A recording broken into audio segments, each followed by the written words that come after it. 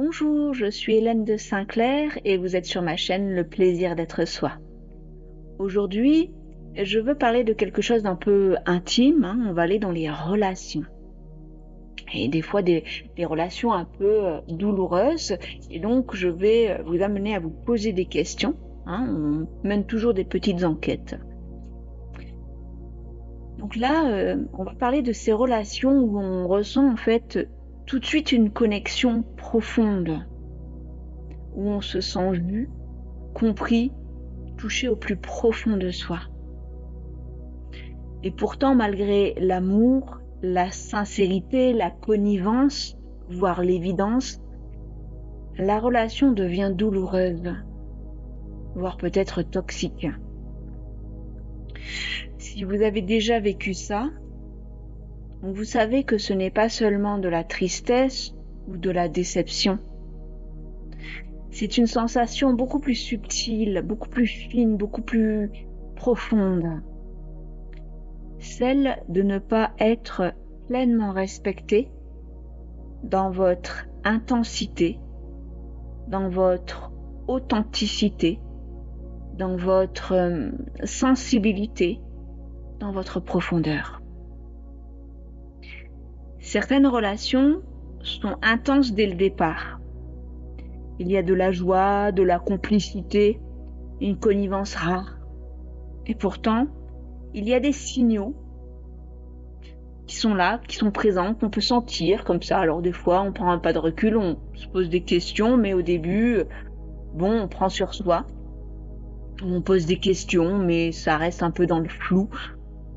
Et donc, on va voir que ces signaux, il y a de l'évitement, de l'ambivalence, peut-être de la peur de l'engagement, du besoin de contrôler, des formes de fuite, en fait, face à l'intimité, face au réel, face à la transparence, face à la communication et l'expression réelle, vraie, nue. Ces signes ne sont pas des détails, il faut vraiment faire attention à cela. Alors, souvent, les femmes sont très sensibles à ce genre de détails et elles captent tout de suite. Et les hommes, ils pensent qu'ils peuvent la faire à l'envers et peut-être qu'ils en sont même pas conscients. Mais chez les femmes, ça ne reste pas inaperçu. Tous ces signaux montrent la capacité ou l'incapacité réelle de cette personne à soutenir votre véritable profondeur, authenticité. Et c'est là une distinction importante. Aimer le potentiel de quelqu'un, donc le potentiel de quelqu'un ou le potentiel de la relation, le potentiel aussi karmique, antérieur, inconscient, donc de cette personne, de ce lien, n'est pas aimer, célébrer, vivre sa capacité réelle de ce lien. Donc il faut vraiment faire la différence entre vous rencontrez quelqu'un et vous sentez malgré vous, c'est fort, c'est intense, il y a un potentiel et souvent ce sont des relations karmiques qui se rencontrent, d'accord? Donc ça va amener à, si vous faites le travail, beaucoup de miroirs et des remises en question, mais c'est pas parce qu'il y a un potentiel ou qu'il y a eu un potentiel antérieur, karmique donc antérieur, que ce potentiel-là n'est pas la capacité réelle. Il faut vraiment faire attention parce que souvent, il y a un gouffre, un fossé énorme entre le potentiel d'un lien, le potentiel énergétique, le potentiel mémoriel, le potentiel vibratoire et la capacité réelle à incarner cela, à vivre cela. Et peu importe la nature de la relation. La relation, elle peut se situer de façon... ça peut être un confident, ça peut être une amitié, ça peut être non nommable, ça peut être bien sûr amoureux, ça peut être de multiples façons. C'est pas parce que c'est intense et que ça vient vous prendre là que c'est forcément que ça va se finir au lit, quoi. Excusez-moi de parler comme ça, mais donc un pas de recul, faut faire attention. D'où le potentiel qui est apporté énergétique ne veut pas dire la capacité réelle. Je vais vous demander maintenant de prendre en fait un petit moment. Je vais faire une petite. Cette capsule, elle va être interactive. Si vous avez vécu un peu ce genre de choses-là, posez-vous ces questions suivantes dans votre cœur. Est-ce que je ressens un décalage entre ce que je donne et ce que l'autre peut soutenir? Entre ce que je donne et ce que l'autre apporte. Ai-je l'impression que mon intensité, ma sensibilité, ma transparence, mon authenticité, ma sincérité, ma profondeur, ma lucidité, je vous le dis de plein de façons différentes. Donc, ai-je l'impression que tout cela est réellement accueilli à la juste valeur de cette intensité, de cette sensibilité, de cette authenticité? Est-ce que c'est réellement accueilli?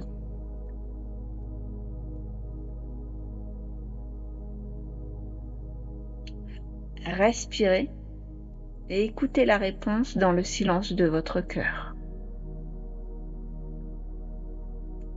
Certaines personnes, même si elles vous aiment vraiment sincèrement, même si vous occupez une place spéciale dans leur cœur, même si elles vous respectent, on va dire, à leur manière, elles ne savent pas toujours assumer leur propre vérité, leur propre intensité, leur propre lucidité, leur propre sensibilité, leurs propres émotions. Elles vont donc fuir la confrontation honnête ou la discussion, le face-à-face honnête, avec une véritable expression de leurs sentiments, de leurs émotions, de leurs impressions, de leur sensibilité, de leur vulnérabilité. Surtout si c'est chez les hommes, il y a souvent, c'est pas pour juger les hommes, mais aussi de par leur éducation, les hommes ont été extrêmement formatés sur l'expression de leur sensibilité, sur l'expression de leurs émotions, de leurs sentiments, de leur lucidité ou profondeur. C'est souvent compliqué pour eux, et donc au lieu d'accueillir ça, ils vont le fermer, ils vont le combattre, ils vont le nier, parce que c'est compliqué pour eux. Donc souvent ces personnes, hommes ou femmes, elles vont fuir cette confrontation honnête ou cette discussion honnête. Et c'est pas par supériorité morale, d'accord, ou par indifférence, mais c'est plutôt par immaturité émotionnelle, spirituelle, par immaturité vibratoire, énergétique, par manque de ressources. C'est trop pour ces gens-là. Il y a quelque chose qui est compliqué, du moins. Donc du coup, elles vont mettre des stratégies qui vont faire que il va y avoir ces signaux là que vous pouvez ressentir d'évitement, de mauvaise foi, de glissement, de contrôle, de tout ça, quoi.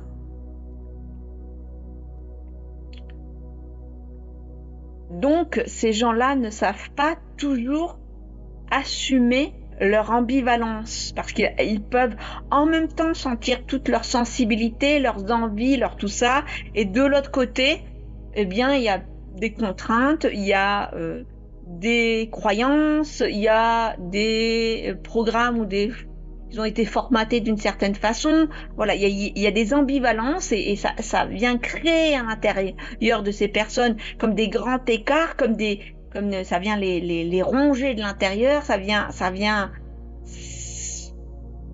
mettre une zone de tension, on va dire. Ces personnes-là, souvent, ne savent pas non plus dire ou oser dire « j'ai changé d'avis, je pense autrement, j'ai bougé par rapport à ça ». D'accord ? Il peut y avoir certaines formes de rigidité aussi intérieure. Ces personnes, parfois, ne savent pas toujours regarder quelqu'un dans les yeux et dire « je t'aime » ou « je suis désolé, je t'ai fait mal » ou « je t'ai fait du mal » ou « je suis désolé, je n'ai pas été sincère » ou « je suis désolé, là pour moi c'est un peu compliqué, je ne sais pas trop comment gérer » ou « je sens que je suis tirée » et en fait se mettre à nu, oser leur vulnérabilité et parler de leur ambivalence. Ils savent pas faire ça. C'est compliqué pour ces gens-là. Et il y a autre chose, ces gens aussi, peut-être, ont beaucoup de mal parce qu'ils vont ressentir de la culpabilité, de la honte, ou des émotions en fait un peu contradictoires comme ça. Et ils sont écrasés par cette culpabilité, cette honte ou ces espèces de zones de tension. Et donc du coup, ça va générer comme réponse souvent un repli, une fermeture. Et c'est pas tant qu'ils cherchent à vous punir ou vous faire du mal, eux-mêmes sont déchirés à l'intérieur. D'accord, hein ? Donc là, je sors du contexte de l'empathe et du pervers narcissique. Hein. C'est quand, des fois, il y a ces relations qu'on ne sait pas trop, on a un peu une petite boulette, on va dire, une patate, et qui demande, en fait, elles sont très demandantes, ces relations, en sincérité. Elles mettent à nu, ce sont des relations qui demandent de profondes transformation interne, mais une capacité d'exprimer, de partager, de vulnérabilité, de se mettre à nu, de sincérité. Et en fait, ça, dans notre monde, on nous a pas appris, on sait pas. Et donc, du coup, c'est souvent sauf qui peut. Où il y a beaucoup de mauvaise foi, d'excuses un peu bateau, bancales, voilà quoi. Hein. Donc, il se replie, il rationalise. Hein, c'est pour se sécuriser, on va rationaliser. On va se responsabiliser, on minimise, ces gens-là vont minimiser, et ils vont souvent réécrire l'histoire pour ne pas se sentir la mauvaise personne ou se sentir vulnérable. D'accord ? Donc ils vont se raconter une toute autre histoire. Oui, mais vous avez... en s'imaginant que vous attendiez ceci ou cela, ou que ils vont s'imaginer une histoire qui en fait est complètement fausse, mais ils vont projeter des choses, ils vont s'imaginer un truc pour se déculpabiliser et prendre comme pour que ça soit plus facile de se décrocher de ça et de sortir de ça, parce qu'en fait ça les a mis le nez face à des vérités intérieures auxquelles ils ne pouvaient pas faire face, ou c'était pour eux, dans leur rationalisation trop tôt, ou peu importe, mais en tout cas, ils n'avaient pas les ressources pour faire face à ça. Donc, on va avoir repli, on va avoir des choses où ils vont minimiser, ils vont prendre du recul, voilà, mais souvent, il va y avoir du silence, mais il ne s'explique pas. Il n'y a rien. Donc, vous êtes comme ça, on vous laisse un peu le bec dans l'eau. Hein. Donc, toi, toi, tu as tout donné, tu as donné toute ta sincérité, et tu te retrouves parfois à porter le poids du sens et à te demander, pourquoi ? Pourquoi, en fait, cette personne n'a pas été capable d'être sincère, d'être, sincère avec elle-même en premier lieu, sincère... C'est pas grave si on glisse sur la peau de banane. On grandit ensemble. Mais à partir du moment où il y a eu une relation qui est partie sur des connivences, où il y a eu de la sincérité, à un moment donné, ce n'est plus soutenu ou soutenable. Ça fait comme une trop grande intensité, une trop grande authenticité, et la personne ne dure pas, en fait. Dans la durée, ça marche pas. Ça demande, en fait, pourquoi? Parce que ça vient vraiment toucher beaucoup de choses à l'intérieur. Et donc, vous êtes là à vous demander, à vous dire, en fait, à l'intérieur de vous, je t'ai offert ma sincérité, pourquoi ne m'as-tu pas au moins offert la tienne? Donc là, c'est une mise à nu, mais il faut comprendre que là, on demande finalement une mise à nu, une transparence, et la personne, elle en est peut-être pas capable. Elle en a peut-être pas du tout envie non plus, hein. Peut-être que pour vous, il y avait du sens là-dedans. Peut-être que c'était un miroir qui vous a été envoyé pour voir votre propre beauté, pour voir votre propre profondeur, pour voir vos propres fissures. Mais cette personne-là, peut-être qu'elle en avait finalement rien à faire de vous. Ou un petit peu, mais bon, après, c'est sauf qui peut. C'était purement superficiel, on va dire. Donc, en quelque sorte, vous vous êtes fait une petite mayonnaise pour pas grand-chose. Et oui, ça arrive. Alors ça c'est un peu dur à encaisser, mais c'est comme ça. Et là, ça vient toucher, chez toi, une question de dignité. Et il y a une vérité essentielle. Tout donner, ou donner beaucoup, ou être très sincère, s'exposer, être vulnérable et être dans cette espèce de fluidité, ne crée aucune dette morale chez l'autre. Donner tout montre ta capacité à aimer, montre ta profondeur, montre ta sincérité, ta loyauté. Mais cela n'oblige pas l'autre à te répondre avec la même intensité, la même loyauté, parce qu'il n'en a peut-être pas du tout ni l'envie, ni la capacité. Et celle-là, eh bien, il faut l'avaler, l'intégrer, la digérer. Il est important de verbaliser tout cela. Le silence et le repli blessent profondément et créent de la confusion et de l'incompréhension. Je vous dis ça parce que j'ai eu récemment une petite discussion avec une cliente qui me disait qu'elle était profondément blessée par le comportement de son compagnon et c'est un comportement très masculin pour l'avoir vécu plusieurs fois, où il y a ces espèces de yo-yo, et puis en fait, il vous parle plus. Et nous, en tant que femmes, je vous le dis, on comprend pas. Ça, on comprend pas. Pour nous, ça nous rend dingue. Et on se sent profondément non respecté, inconsidéré et profondément blessé. Donc c'est souvent les hommes qui font ça. Et là, vous avez tout faux quand vous faites ça. Parce qu'en fait, on ne demande pas à ce que vous soyez les plus grands, les plus beaux et les plus forts. Ça, vous avez été, on va dire, formaté comme ça. Une femme, elle attend juste la sincérité, votre vulnérabilité. Ça fait pas de vous que vous êtes moins quand vous dites là je sais pas, là j'ai changé d'avis, là j'ai envie d'autre chose, ou je me sens blessée, ou vous exprimez des doutes, ou vous exprimez, je sais pas moi, quelque chose qui à l'intérieur est contradictoire. Mais le fait d'en parler, les femmes, vous savez, on est bavardes, on peut comprendre ça, on va avoir encore plus d'amour et encore plus de respect pour un homme qui est capable d'oser sa vulnérabilité. Donc, quand il y a des stratégies de silence, vous êtes grillé. Et là, pour la femme, non seulement c'est difficile, mais là, vous créez des fractures qui fait que vous cassez la confiance qu'on peut avoir en vous. Et ça fait qu'on n'a plus forcément envie. Mais ne plus avoir envie, c'est pas qu'on ne vous aime pas, messieurs. C'est que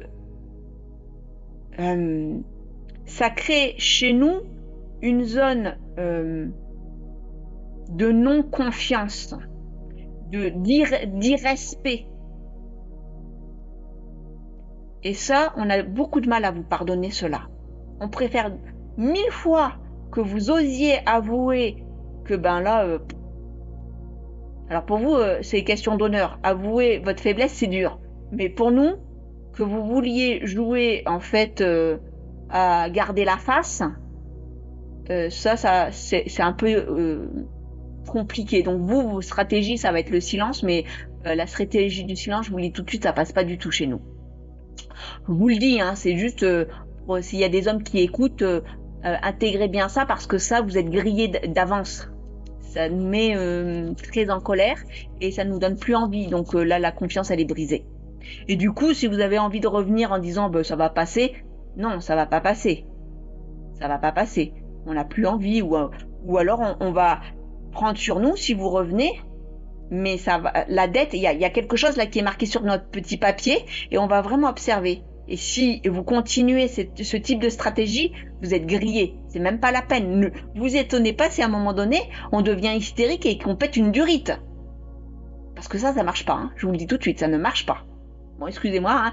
Là, j'ai vraiment eu cette conversation, mais c'était hier avec cette dame et elle en avait gros sur la patate sur les silences de son compagnon. Donc voilà, nommer ce mécanisme peut aider autant l'un que l'autre. Pour toi, et donc toi, je parle plutôt à des femmes, hein, mais bon, peut-être que dans le lot, il y a peut-être des messieurs qui vont se sentir concernés. Donc pour toi, cela permet de ne pas te sentir rejeté personnellement. C'est juste la stratégie, voilà. Hein. C'est ballot, mais c'est comme ça. Pour l'autre, donc c'est plutôt pour vous, messieurs, pour l'autre, cela peut devenir un miroir pour prendre conscience de la souffrance qu'il inflige et éventuellement évoluer, changer, venir travailler ça, travailler l'expression.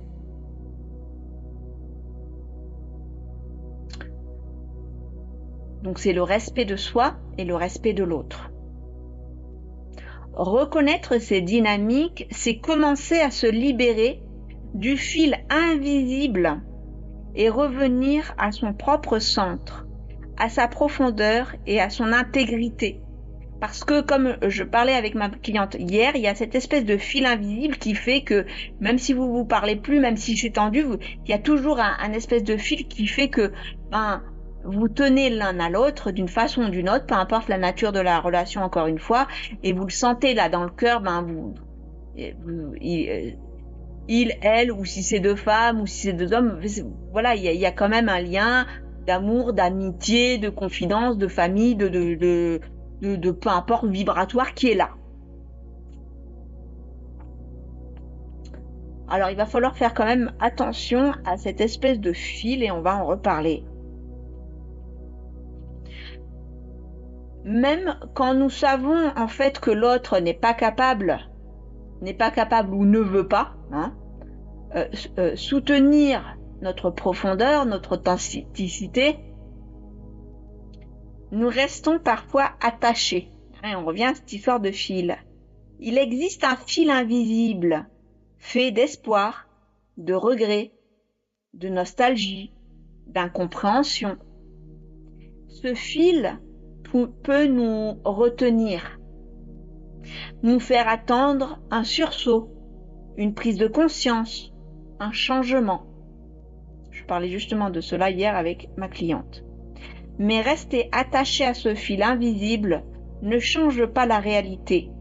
L'autre peut ressentir de la culpabilité ou du regret, mais si sa structure émotionnelle et psychique n'a pas changé, en gros s'il ne se remet pas en question, sincèrement, et qu'il n'ose pas en fait le partage, l'expression, sans jugement, hein, bien sûr, sans jugement ni de l'un ni de l'autre, la relation n'est tout simplement pas viable. Alors elle est difficile celle-là aussi. Demandez-vous en silence, quel fil invisible me retient encore de tourner la page? Que m'empêche-t-il de vivre pleinement? Faire le deuil de cette relation ne signifie pas effacer ce qui a été vécu. Cela signifie reconnaître que l'expérience a été réelle et précieuse. Accepter que l'autre n'était pas capable ou ne voulait pas soutenir votre profondeur, votre réalité, votre présence, votre fréquence, votre authenticité, votre joie, etc., etc. Se libérer, donc, il faut aussi, ça signifie aussi se libérer du fil invisible pour revenir dans votre propre stabilité et intégrité. Ça veut aussi dire vous remettre vous aussi en question et voir ce que ce miroir vous apprend de vous-même. C'est un acte d'amour pour soi, c'est un acte de respect pour votre sensibilité, votre intensité et votre profondeur. Si tu le souhaites maintenant, on va faire un petit exercice. Ferme les yeux et respire profondément. Permets-toi de sentir ton corps ancré au sol. Visualise le fil invisible qui te retient encore. Imagine que tu le détaches complètement, comme un ballon gonflé à l'hélium. Tu vas ouvrir ta main et tu vas laisser le ballon s'envoler. Tu le laisses disparaître dans la lumière. Et tu te dis intérieurement, je choisis ma profondeur, ma vérité, ma transparence, ma sincérité, ma propre joie, ma libre expression. Je choisis d'être entier ou entière et fidèle à moi-même. Je me libère de ce qui ne peut pas soutenir ma vérité. Tu respires 3 fois profondément, sens ton cœur ouvert, entier et libre. Aimer profondément est un cadeau, mais rester entier et fidèle à soi-même est un acte encore plus rare et précieux. Plus de compromis, plus de sacrifices. Votre sensibilité, votre originalité, votre profondeur, votre lucidité sont votre force. Les relations qui méritent votre énergie sont celles où l'autre peut réellement vous accompagner, être présent, être entier à vos côtés, vous respecter, vous considérer et s'exprimer honnêtement, entièrement, dans la véritable vulnérabilité, sans jugement, comme des enfants. On tombe, on glisse sur la peau de banane, on tend la main, allez, tu viens? On joue encore? C'est pas grave. Un bisou magique et tout va bien. Ça, c'est les relations qui en valent la peine. Parce que vous valez mieux que cela. Parce que vous méritez mieux que cela. Et je dis pas que cette personne ne mérite pas. Tout le monde mérite mieux. Mais pour mériter mieux, il faut s'accueillir au-dedans, se respecter et oser ce cœur à cœur, oser son intégrité. Donc ça commence toujours en soi. Souvenez-vous, aimer le potentiel de quelqu'un n'est jamais la même chose qu'aimer sa capacité réelle. Donc là, la capacité réelle à ancrer et à vivre pleinement dans la stabilité, dans la durée, cette confiance, cette ouverture. C'est-à-dire que oui, on va se casser la gueule. Mais souvent, quand en fait, on se prend le pied dans l'élastique aussi quand il y a de l'orgueil. Il y a des petits orgueils là, ça pique au niveau de l'ego. Et donc du coup, on ferme boutique, on va bouder. Parce que ça a touché une petite blessure narcissique. Et on a tous cette blessure narcissique. Mais il s'agit garder ouvert, même quand ça fait mal, même quand on souffre. Eh bien, c'est pas facile de se dire l'amour est plus grand. L'amitié est plus grande. La relation vaut mieux que ça. Allez, viens. Et donc ça vraiment, ça demande aussi peut-être une certaine maturité. D'où la maturité interne, émotionnelle, etc. Et donc d'expression. Voilà, c'était tout pour cette capsule. En tout cas, respectez-vous et prenez soin de vous. Très belle journée.